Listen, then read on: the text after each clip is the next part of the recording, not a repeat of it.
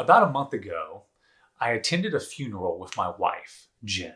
I didn't know the man, but Jen did. He was the dad of one of her friends from college. As I sat there in the church and listened to people share about this man's life, I gotta be honest with you, I was in awe of this man. You see, a lot of times at funerals, people try to puff them up, maybe even exaggerate their accomplishments and make them look better. But these people at this funeral, they had genuine admiration, respect, and they revered this man. And in this moment, I was reminded of a great leadership lesson that funerals teach all of us. Here's a lesson. Everyone will leave behind a legacy, but few people leave behind a legacy that they want to. Most of us, our legacy is controlled by outside circumstances or other people, instead of us taking control of it and being proactive and intentional. Thankfully for this man, he left behind a great legacy. You see, funerals, they force us to face death. We don't like to think about death on a regular basis, but they force us to think about death and subsequently legacy.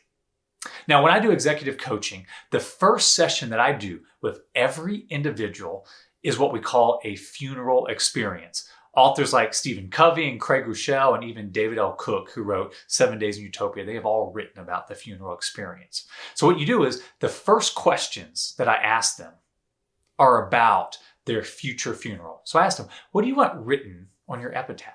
What do you want people to say about you at your own funeral? Now, here's what's interesting. I have never met anybody who said, I want to be known as someone who worked more. I want to be known as someone who spent longer hours in the office. They don't say that. You know what they talk about? They talk about wanting to be known as a loving spouse, a caring parent, a friend who was there and who was dependable. You see, funerals make us rethink our priorities. After I get through answering those questions, I then ask them another question. If you were to die today, what would people say at your funeral? And then we compare the two lists. And I'll tell you, every single time, there is a gap between what they want to be known as or what they want their legacy to be and what it actually is right now. And that's a hard pill to swallow, but it's the first step to leaving a legacy that you're proud of. You see, great leaders, they know their core values. They know their highest priorities. Or said another way, they know the things in life that they have to make A's in. And then you know what they do?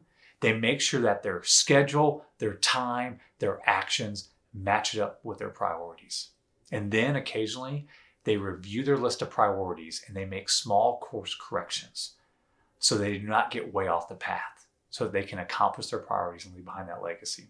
If you want to leave behind a legacy that you're proud of, then you need to go through the funeral experience. So here's today's game plan. I want you to take a sheet of paper and I want you to draw a line down the middle of it. Okay, so you have two vertical columns.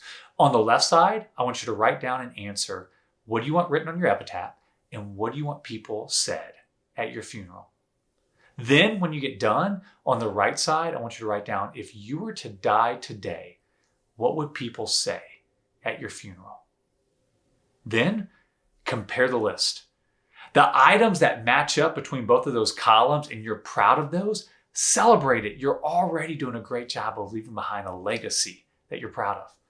But inevitably, there's going to be some areas that you're not proud of. And that's okay, because now you know about it and you can begin today taking steps to creating a plan that will allow you to leave behind a legacy that you're proud of.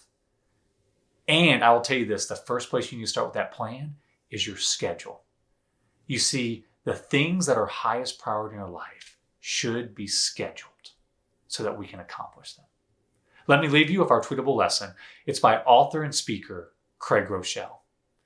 All people end up somewhere in life, but few people end up there on purpose.